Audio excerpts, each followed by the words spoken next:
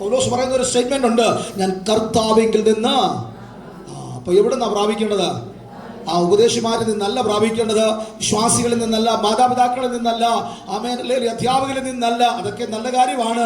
എങ്കിൽ പോലും നിലനിൽക്കുന്നത് പ്രാപിക്കപ്പെടണമെങ്കിൽ അത് യേശു ക്രിസ്തുവിൽ നിന്ന് മാത്രമാണ്. യേശു ക്രിസ്തുവിൽ നിന്ന് പ്രാപിച്ചാൽ അത് നിഷേധിക്കാൻ ലോകത്തിലെ ഒരു ശക്തിക്കും കഴിയത്തില്ല. ഞാൻ പലപ്പോഴും പറഞ്ഞിട്ടുണ്ട്, കർത്താവിന്റെ ക്രൂശീകരണ രാത്രിയിൽ പൗലോസ് ഉണ്ടായിരുന്നു. ഇപ്പൊ വചനത്തിലേക്ക് ഓടി വരാം അല്ലേ? പൗലോസ് യേശു ക്രിസ്തുവിന്റെ ക്രൂശീകരണ രാത്രിയിൽ പൗലോസ് അവിടെ ഇല്ല. ഉണ്ടോ? ഇല്ല. അത് കഴിഞ്ഞിട്ട് എത്രയോ നാൾ കഴിഞ്ഞ പൗലോസ് മാനസാന്തരപ്പെടുന്നത്. പക്ഷെ പൗലോസ് പറയുന്ന ഞാൻ കർത്താവിൽ നിന്ന് പ്രാപിച്ചു എന്ന് പറഞ്ഞിട്ട് കർത്താവ് യേശുവിനെ കാണിച്ചു കൊടുത്ത രാത്രിയിൽ യേശു അപ്പം എടുത്ത് സ്തോത്രം ചൊല്ലി നുറുക്കി, ഇത് നിങ്ങൾക്ക് വേണ്ടിയുള്ള എൻ്റെ ശരീരം, ഇത് നിങ്ങൾക്ക് വേണ്ടിയുള്ള എൻ്റെ രക്തം എന്ന് പറഞ്ഞ് കർത്താവിൻ്റെ ദാസനായിരിക്കുന്ന പൗലോസ് പറയുമ്പോൾ അന്ന് രാത്രിയുള്ള ഒരു ശിഷ്യന്മാരും അത് തെറ്റാണെന്ന് പറഞ്ഞ പൗലോസിനെ വിലക്കിയില്ല. വിലക്കിയോ? അതിനെ വിലക്കാഞ്ഞതിന്റെ കാരണം എന്നാ? എന്തുകൊണ്ട് വിലക്കിയില്ല? പൗലോസ് പറയുന്നത് തെറ്റുണ്ടായിരുന്നോ? തെറ്റുണ്ടെങ്കിൽ വിലക്കിയാ പോരെ? നിങ്ങൾ എന്റെ കൂട്ടത്തിലുണ്ടോ? പൗലോസ് കർത്താവിൽ നിന്ന് പ്രാപിച്ചത് അന്ന് രാത്രി നടന്നത് യേശു കാണിച്ചത് കൊടുത്തത് തന്നെയാണ്. കർത്താവ് അപ്പം എടുത്ത് അവൻ നുറുക്കി ശിഷ്യന്മാർക്ക് കൊടുത്തു, പാനപാത്രം എടുത്തു കൊടുത്തു. അത് സത്യം തന്നെയാണ്. 9 പേര് അന്ന് രാത്രി അവിടെയുണ്ട്. 11 പേര് അന്ന് രാത്രി അവിടെയുണ്ട്. 11 പേരും പൗലോസ് പറയുന്ന ഈ കാര്യം തെറ്റാണെന്ന് പറഞ്ഞില്ല. കാരണം പൗലോസ് അന്ന് രാത്രിയിൽ ഇല്ലെങ്കിലും കഴിഞ്ഞ 3.5 വർഷം അറേബ്യൻ മരുഭൂമിയിൽ യേശു ക്രിസ്തുവിനോട് കൂടെ ആയിരുന്ന സമയത്ത് യേശു അന്ന് രാത്രി നടന്നത് മുഴുവനും പൗലോസിന് വെളിപ്പെടുത്തി കൊടുത്തു. അങ്ങനാണെങ്കിൽ സമർപ്പിക്കപ്പെടുന്ന അവന്റെ ഹൃദയത്തിലേക്ക് ചില രഹസ്യങ്ങളെ ദൈവം വെളിപ്പെടുത്തി തരുവാനായിട്ടുള്ളതായിത്തീരും. ഞാൻ ആത്മാവിൽ ഇന്ന് പോലെ ദൂത് പറയാ, ദേശത്ത് സംഭവിക്കാനിരിക്കുന്ന ചില അനർത്ഥങ്ങളെ അവൻ സമർപ്പിക്കപ്പെടുന്ന പ്രാർത്ഥിക്കുന്ന അവൻ ദൈവമക്കളുടെ ജീവിതത്തിനകത്ത് ദൈവത്തിന്റെ ആത്മാവത് വെളിപ്പെടുത്തി തരുവാനിടയായിത്തീരും. അങ്ങനെ നമ്മൾ സമർപ്പിക്കപ്പെടണം. സ്വത്രം പൗലോസ് പറയുന്നത് തെറ്റാണെന്ന് രാത്രി ആരും പറഞ്ഞില്ല. കാരണം പ്രാപിച്ചത് എവിടെ നിന്നാ? കർത്താവിൽ നിന്നാ പ്രാപിച്ചത്. ആമേൻ. നമ്മുടെ കർത്താവിന് ഒരു പ്രത്യേകതയുണ്ട്, പറഞ്ഞാൽ അത് പിന്നെ അങ്ങനെ തന്നെ സംഭവിക്കത്തുള്ളൂ. അല്ലാത്ത ചില ഉപദേശിമാര് മാറ്റി പറഞ്ഞവർ പറയുമോ? ഇല്ല. ഒരിക്കല് ഒരു സഹോദരി പ്രഗ്നന്റ് ആയി. അപ്പൊ പ്രാർത്ഥിച്ചിട്ട് ദൈവാസം പറഞ്ഞു ഇത് ആൺകൊച്ചാണ്. പക്ഷെ കുറച്ച് നാൾ കഴിഞ്ഞപ്പോഴത്തേക്കും അവൻ ഡെലിവറി ടൈം ആയി. ആ സഹോദരി പ്രസവിച്ചു. കൊച്ചു പെൺകൊച്ചാണ്. ഉപദേശിയോട് ചോദിച്ചു, ഉപദേശി ഇതന്നെ എങ്ങനെ സംഭവിച്ചതാ? ഉപദേശി പറഞ്ഞു, ഞാൻ ദൂത് പറഞ്ഞപ്പോൾ കൊച്ചാണായിരുന്നു, നിങ്ങൾ ദൂത് ഏറ്റെടുക്കാൻ കുറച്ച് പെൺകൊച്ചായി പോയെന്ന് പറഞ്ഞു. അങ്ങനെ സംഭവിക്കുമോ? നമ്മുടെ കർത്താവ് ഒരു കാര്യം പറഞ്ഞാൽ അത് അങ്ങനെ തന്നെയാണ്. സ്തോത്രം. ഹല്ലേലൂയ. ദൈവത്തിന് തന്റെ സ്വഭാവം ത്യജിപ്പാൻ കഴിയുന്നതല്ല. ഞാൻ ആ വാക്യത്തിലേക്ക് ഒന്നിരിപ്പാനായിട്ട് ആഗ്രഹിക്കുന്നു. 103-ാം സങ്കീർത്തനത്തിന്റെ 20-ാമത്തെ വാക്യം വായിച്ചു പെട്ടെന്ന്. അവന്റെ വചനത്തിന്റെ ശബ്ദം കേട്ട് അവന്റെ ആജ്ഞ അനുസരിക്കുന്ന വീരന്മാരായി മതി. സ്തോത്രം. 20-ാമത്തെ വാക്യത്തിൽ ഇങ്ങനെയാണ്, അവന്റെ വചനത്തിന്റെ ശബ്ദം കേട്ട്. യോഗത്തിനകത്തിരിക്കുന്ന എല്ലാവരോടും ഞാനിന്ന് പകൽ പറയുന്നു, ദൈവത്തിന്റെ വചനം നമ്മളിന്ന് പകൽ നന്നായിട്ട് കേൾക്കണം. എന്താണ് സന്തോഷേ? വെളിപ്പാട് പുസ്തകത്തിനകത്ത് കർത്താവ് പറഞ്ഞിട്ടുണ്ട്. കർത്താവ് ഇതെല്ലാം പറഞ്ഞിട്ട് ശ്യാമ പറയുന്നൊരു കാര്യമുണ്ട്, ചെവിയുള്ളവൻ. അതെന്താ കർത്താവ് ചെവി? അപ്പൊ അത്ര നേരം ചെവി ഇല്ലാത്തവരോടാണോ പറഞ്ഞത്? എന്തായിരിക്കും? അംഗീകരിക്കാൻ മനസ്സുള്ളവരോട് ഉള്ളവൻ. ഞാനിപ്പോൾ ദിവസത്തോട് കാര്യം പറഞ്ഞേച്ച് പറയാ, ചെവി ഉണ്ടെങ്കിൽ കേൾക്കെന്ന് പറഞ്ഞു കഴിഞ്ഞാൽ അർത്ഥം എന്താ? ഞാൻ പറഞ്ഞ ഞാൻ പൊട്ടനാണോ? അതിന്റെ അർത്ഥം എന്താ?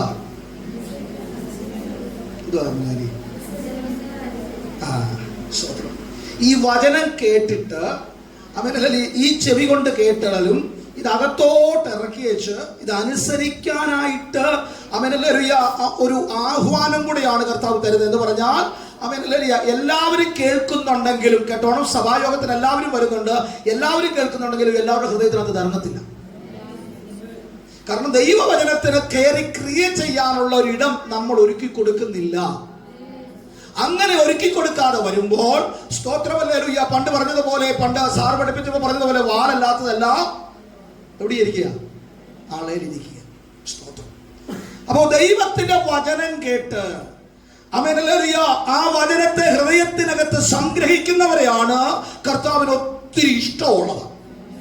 എന്നോട് പറയാം, ഹല്ലേലൂയ, വചനം കേൾക്കുന്ന നമ്മുടെ ജീവിതത്തിനകത്ത് ആമേൻ ഹല്ലേലൂയ അതിനെ അനുസരിക്കാൻ, അതിനെ അംഗീകരിക്കാൻ, അതിനെ പ്രിയം വെക്കാൻ, അതിനോട് ഇഷ്ടം തോന്നാൻ കഴിയുമെങ്കിൽ അവരോടാണ് ദൈവത്തിന് ഒത്തിരി സന്തോഷം തോന്നുന്നത്. ഹല്ലേലൂയ. എല്ലാവരും സഭായോഗത്തിന് വന്നാലും ആമേൻ ഇതിനകത്ത് ചില വിരലേലെണ്ണാവുന്ന ആളുകൾ മാത്രമായിരിക്കാം ദൈവത്തിന്റെ വചനത്തെ ഹൃദയത്തിനകത്ത് സംഗ്രഹിക്കുന്നത്. സ്വതന്ത്രം പറഞ്ഞേ. ഞാനൊരു കാര്യം പറയാം, നടന്നൊരു സംഭവം പറയാം. ദൈവവചനം യേശു ക്രിസ്തുവിന്റെ സ്വഭാവം, അതായത് ആമേൻ ഹല്ലേലൂയ കർത്താവിന്റെ സ്വഭാവം എന്നൊരു വിഷയത്തെ കുറിച്ചാണ് പ്രസംഗിക്കുന്നത്. ദൈവദാസൻ പ്രസംഗിക്കുക. Amen hallelujah. യേശു ക്രിസ്തുവിന്റെ ആമേൻ ഫിലിപ്പ് ലേഖനത്തിൽ നിന്നാണ് ആ വാക്യം എടുത്ത് പ്രസംഗിച്ചത്. Amen hallelujah. കർത്താവിന്റെ ദിവ്യ സ്വഭാവത്തിന് കൂട്ടാളികളാകണം എന്നുള്ളൊരു പ്രസംഗം. സഭയിൽ എല്ലാ ആളുകളും ഉണ്ട്, എല്ലാവരും കേട്ടോണേ, അത് ഉറങ്ങരുത്. അങ്ങനെ പ്രസംഗിച്ച് ദൈവദാസൻ ഇങ്ങനെ പ്രസംഗിച്ചിരിക്കുമ്പോൾ സഭായോഗത്തിന്റെ നടുവിലാണ് ഗസ്റ്റായിട്ടുള്ള ദൈവദാസനെ പ്രസംഗിച്ചത്. മീറ്റിംഗ് എല്ലാം കഴിഞ്ഞ് ദൈവദാസനും സഭാഭാഷയോട് വർത്താനം പറഞ്ഞുകൊണ്ടിരിക്കുന്ന സമയത്ത് അന്ന് പ്രസംഗിച്ച പ്രസംഗം ഏതായിരുന്നു എന്ന് പറഞ്ഞേ? ഏതായിരുന്നു? ഇതാ ഞാൻ പറഞ്ഞത്. ഏതായിരുന്നു പ്രസംഗിച്ചേ? യേശു ക്രിസ്തുവിന്റെ ദിവ്യ സ്വഭാവം.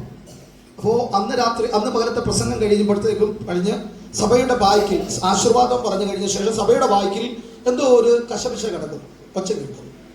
അപ്പോൾ സഭാ പാഷം കൊണ്ടിറങ്ങിപ്പോയി. ആമേൻ ഗസ്റ്റായിട്ടിരുന്ന പാഷ വർത്താനം പറയുന്നുണ്ടെങ്കിലും അദ്ദേഹത്തിന്റെ ശ്രദ്ധ അവിടെ. അപ്പോൾ എന്താ സംഭവിച്ചെന്നറിയാമോ? ആമേൻ സഭയിലെ പാഷ് അന്ന് സാക്ഷ്യം പറഞ്ഞൊരു അമ്മാമ്മ സാക്ഷ്യം പറഞ്ഞതിനകത്ത് ഒരു കാര്യം പറഞ്ഞ് പ്രാർത്ഥിക്കാനായിട്ട് പാഷ് വിട്ടുപോയി. അമ്മാമ്മ വെളിയിൽ കിടന്ന് ഭയങ്കര ബഹളം. അല്ലെങ്കിലും പാഷ് മനഃപൂർവ്വമാണ് എന്നെ ഒഴിവാക്കി പ്രാർത്ഥിച്ചത്. നേരത്തെ 5 മിനിറ്റ് മുമ്പ് കേട്ട മെസ്സേജ് എന്തായിരുന്നു? എൻ്റെ കൂട്ടത്തിൽ വാ. അപ്പോ ഈ ദിവ്യമായ സ്വഭാവമാണോ അമ്മാമ്മയുടെ പുറയുന്നത് കാണിച്ചേ? അതാണ് ഞാൻ പറഞ്ഞത്. ദൈവത്തിന്റെ വചനം കേൾക്കുമ്പോൾ അത് അംഗീകരിച്ചു. എന്നോടാ സംസാരിച്ച് ആ വചനം എന്നോടാ ഇടപെട്ടത്. ആമേൻ പാഷ മറന്നുപോയതായിരിക്കും. അല്ലെങ്കിൽ ഞാൻ ഇതിങ്ങനെയല്ല പ്രതികരിക്കേണ്ടത്. ആ യേശു ക്രിസ്തുവിന്റെ ദിവ്യ സ്വഭാവത്തിന്റെ ഒരു അനുഭവം വെളിപ്പെടുത്താതെ സഭാവിശ്വാസിയാണ്, രക്ഷിക്കപ്പെട്ടതാണ്, സ്നാനപ്പെട്ടതാണ്, ആമേൻ സ്വോത്രകാഴ്ച ആണെങ്കിൽ പോലും ക്രിസ്തുവിന്റെ സ്വഭാവത്തിന് കൂട്ടാളിയാകാൻ ആ അമ്മാവിക്ക് മനസ്സിലായി. ദൈവത്തെ ശ്രദ്ധിച്ചാട്ടെ.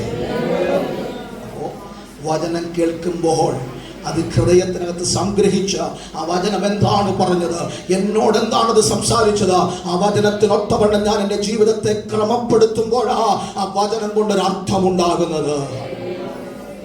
ചേർന്നൊരു ഹല്ലേലൂയ പറഞ്ഞാട്ടെ. അവന്റെ വചനത്തിന്റെ ശബ്ദം കേൾക്കണം, അല്ലേ? ആമേൻ. എല്ലാം പറയാൻ സമയമില്ല. Amen hallelujah. നമുക്കറിയാം, നോഹയുടെ കാലഘട്ടത്തിനകത്ത് നോഹയെ ദൈവം വിളിക്കുന്നു. നോഹയെ വിളിച്ചിട്ട് കർത്താവ് ഒരു ദൂത് പറയുന്നുണ്ട്. ഇതാണ് പറയുന്നത്, ഞാൻ ഭൂതലത്തിൽ മഴ പെയ്യ്ക്കാൻ പോവുകയാണ്. അതിനു മുമ്പ് മഴയുണ്ടായിരുന്നോ? അതിനു മുമ്പ് മഴയില്ല. മഞ്ഞിറങ്ങിയാണ് ഭൂമി മുഴുവനും ആമേൻ തണുപ്പിക്കുന്നത്. സ്തോത്രം. മഴയില്ല. അപ്പോൾ കർത്താവ് പറഞ്ഞു, ഞാൻ ഭൂതലത്തിലൊക്കെയും മഴ പെയ്യ്ക്കാൻ പോവുകയാണ്. Amen hallelujah. ഇതുവരെ നടക്കാത്തൊരു കാര്യം നടക്കുമെന്ന് യഹോവയായ ദൈവം പറയുമ്പോൾ ആമേൻ സർവശക്തന്റെ ആലോചന കേൾക്കാൻ വിധേയപ്പെടുത്തി കൊടുക്കാൻ ഒരു നോഹ ആ കാലഘട്ടത്തിലുണ്ടായിരുന്നു. ഈ 2025 ആമേൻ ഇന്ന് 14 ജനുവരി 14 ആമേൻ 14 12-ാം തീയതി ഇന്ന് പകൽ ആമേൻ വർഷങ്ങൾക്ക് മുൻപ്, നൂറ്റാണ്ടുകൾക്ക് മുൻപ് ഒരു നോഹ ദൈവത്തിന്റെ ശബ്ദം കേട്ട് അനുസരിക്കാൻ തയ്യാറായാൽ ഇന്ന് ബെഥെസ്ദയിലുള്ള ദൈവമക്കൾ ഈ ദൈവത്തിന്റെ വചനം കേട്ട് അനുസരിക്കാൻ ചങ്കൂറ്റമുള്ളവരുണ്ടെങ്കിൽ അവരെ ഓർത്ത് ഇന്ന് പകൽ ഞാൻ ദൈവത്തിന് സ്തോത്രം ചെയ്യുകയാണ്. ഹല്ലേലൂയ. ആമേൻ. ഒരു കാര്യം, ഇല്ലാത്തൊരു കാര്യം നടക്കാൻ പോകുമെന്ന് പറഞ്ഞപ്പോൾ, ആമേൻ ഹല്ലേലൂയ, ഞാൻ കഴിഞ്ഞ ദിവസം പറഞ്ഞു, ഇല്ലാത്തൊരു കാര്യം നടക്കാൻ പോകുമെന്ന് പറഞ്ഞപ്പോൾ വിശ്വസിക്കാൻ തക്ക ഹൃദയത്തെ ആമേൻ നോഹ ദൈവത്തിനായി സമർപ്പിക്കപ്പെടുത്തി കൊടുത്തു. സാധിച്ചായോ? ഇവിടെ ഉണ്ടോ? ഞാനിപ്പോ എന്താ പറഞ്ഞേ? കേട്ടില്ല? നോഹയുടെ കാര്യം പറഞ്ഞത്, എന്നാ പറഞ്ഞത് പറഞ്ഞു? സ്തോത്രം. ആമേൻ. നോഹ തന്റെ ഹൃദയത്തെ ദൈവത്തിനു വേണ്ടി പ്രവർത്തിക്കാൻ തക്ക പരുവത്തിനകത്ത് തന്റെ ഹൃദയത്തെ സമർപ്പിച്ചു കൊടുത്തു. ഇല്ലാത്തൊരു കാര്യം ഉണ്ടാകാൻ പോവുകയാണെന്ന് പറഞ്ഞപ്പോൾ നോഹ എന്ത് ചെയ്തു? എന്ത് പറഞ്ഞേ? വിശ്വസിച്ചു. നമുക്ക് വിശ്വസിക്കാൻ പറ്റുമോ? വചനം മനസ്സിലായോ? ഹല്ലേലൂയ. ഞാൻ അത്തരത്തിലേക്ക് പോയാൽ ദൈവദാസന്റെ സമയം അവന്റെ ഹൃദയത്തെ കഴിയാതെ വരും. അതുകൊണ്ട് അവന്റെ വചനത്തിന്റെ ശബ്ദം കേട്ട് അവന്റെ ആജ്ഞ അനുസരിക്കുന്ന ദൈവവചനം എന്തു പറയുന്നു? ഞാനിത് മകൻ പറയേണ്ട ദൈവമക്കളെ, ആര് പ്രസംഗിക്കുന്നു എന്നുള്ളതല്ല, കർത്താവിന്റെ വചനം പ്രസംഗിക്കുമ്പോൾ ആ വചനത്തെ അതുപോലെ ഏറ്റെടുത്തിട്ട് അതുപോലെ ചെയ്യാൻ മനസ്സുള്ളവരുടെ ജീവിതത്തിൽ ദൈവത്തിന്റെ പ്രവൃത്തി വെളിപ്പെട്ടു വരുന്നത്. ചിന്തകൾ കയറി വരുന്നെങ്കിലും സമയത്തെ ഭയപ്പെടുന്നത് കൊണ്ട് ഞാൻ അവസാനിപ്പിക്കുകയാണ്. അവന്റെ വചനത്തിന്റെ ശബ്ദം കേട്ട് അവന്റെ ആജ്ഞ